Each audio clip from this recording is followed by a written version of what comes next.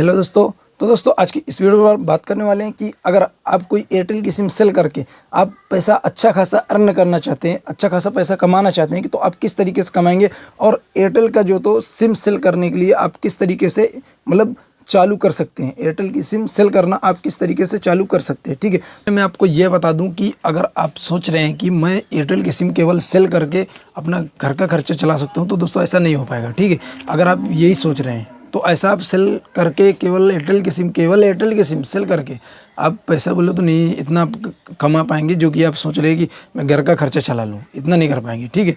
ये है कि हाँ अपनी पॉकेट मनी जो है तो मैनेज कर पाएंगे, अपनी पॉकेट मनी जो है तो चला सकते हैं। अगर आप स्टूडेंट हैं तब भी आपको जो है तो ये ज़रूरी है, ठीक है। आप अगर ये साइड में करना चाहते हैं, मतलब अगर साइड से भी अगर आप ये करना चाहते हैं तो कर लेंगे, ठीक है। उसके बारे में आज इस वीडियो पर प्रॉपर बात करेंगे, पूरा इजी स्टेप में आपको समझाऊंगा कि आप किस तरीके से ये काम चालू कर पाएंगे, ठीक है। तो दोस्तों बने रहिए अपनी इस वीडियो पर, वीडियो को बिल्कुल भी स्किप मत कीजिए। अगर एक भी वीडियो को आपने स्किप किया तो आपको इंपॉर्टेंट पॉइंट जो तो आपका मिस हो सकता है, ठीक है दोस्तों। तो बने रहिए अपनी इस वीडियो पर। सबसे पहले दोस्तों करते हैं अपनी वीडियो को स्टार्ट।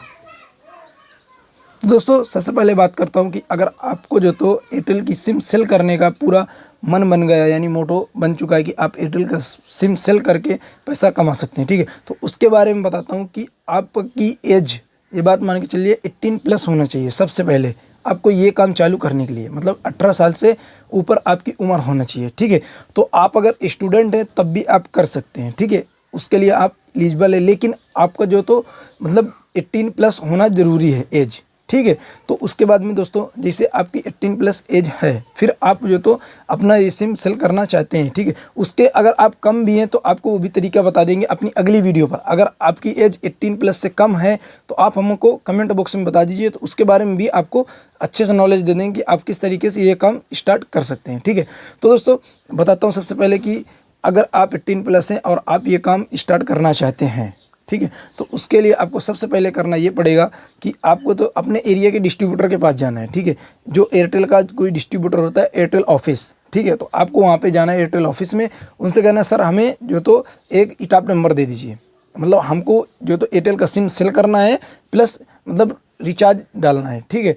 तो उसके बाद में आप उसमें जो तो आप चिल्लर रिचार्ज भी डाल सकते हैं, ठीक है, चिल्लर रिचार्ज भी कर सकते हैं। उसके बाद में मतलब आप FR भी मार सकते हैं, ठीक है, उसी इटाप नंबर से, ठीक है। तो दोस्तों उसके बाद में जैसे आप उनसे बोलेंगे कि सर हमें आप अपना बोले तो एक इटाप नंबर दे दीजिए हमें सर, तो हम जो तो एयरटेल के में जुड़ना चाहते हैं, एयरटेल के साथ मिलकर काम करना चाहते हैं और हमें बोले तो सिम भी सेल करना है और सिम पोर्ट भी करना है, ठीक है। उसके बारे में आप उनसे बोलेंगे जब, तो आपको जो तो अच्छे से वो पहले पूछेंगे कि आपकी दुकान कहाँ पे, आप मतलब काम कहाँ पे स्टार्ट करना चाहते हैं, ठीक है। वो सारी डिटेल आपसे पूछेंगे। उसके बाद में आपको डॉक्यूमेंट लेंगे, आधार कार्ड लेंगे, हो सकता है पैन कार्ड भी ले लें, ठीक है। उसके बाद आपका जो तो एक इटाप नंबर आपके नाम से चालू कर देंगे।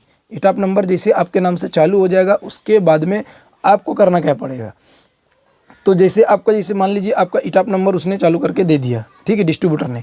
उसके बाद में आपको ये करना पड़ेगा कि आपको पूरा वेरीफाई करवाना है, मतलब सिम एक्टिवेशन करने के लिए आपको एलिजिबल होना है, ठीक है।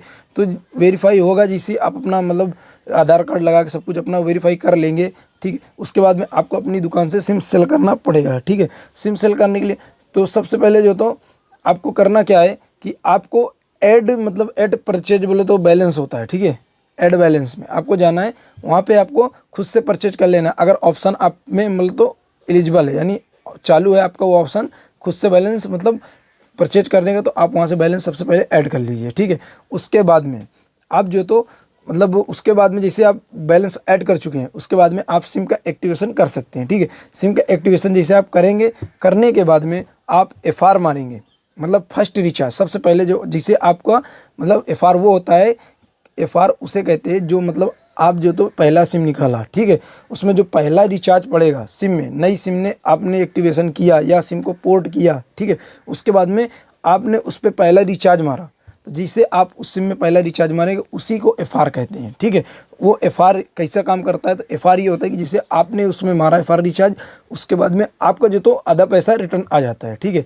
जैसे आपने 299 का मारा या 265 का मारा रिचार्ज, ठीक है, तो उसके बाद में आपका जो तो शायद 265 में आपका जो तो 100 52 ऐसा 53 52 ऐसा रिटर्न आ जाता है, ठीक है। उसके बाद में बाकी आपका कट जाता है, शायद कटता है 152 53 कटता है और उसके बाद में बाकी पैसा आपका रिटर्न आ जाता है, ठीक है।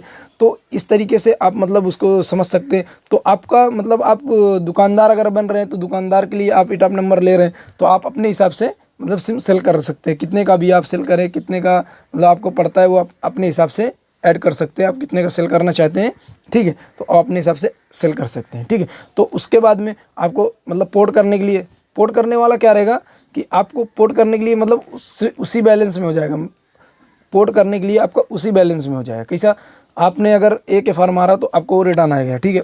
उसके बाद में आपने फिर मारा पोर्ट वाला, ठीक है, याद रखना पोर्ट वाला अगर एफ आर आपने मारा, पोर्ट कराई हुई सिम मतलब आपने किसी का पोर्ट किया सिम, उसमें आप एफ आर मार रहे तो आपका उसमें जो तो केवल शायद 35 रुपये ऐसा कुछ कटता है, ठीक है। तो उसके बाद में आपका जो तो पूरा रिटर्न आ जाता है।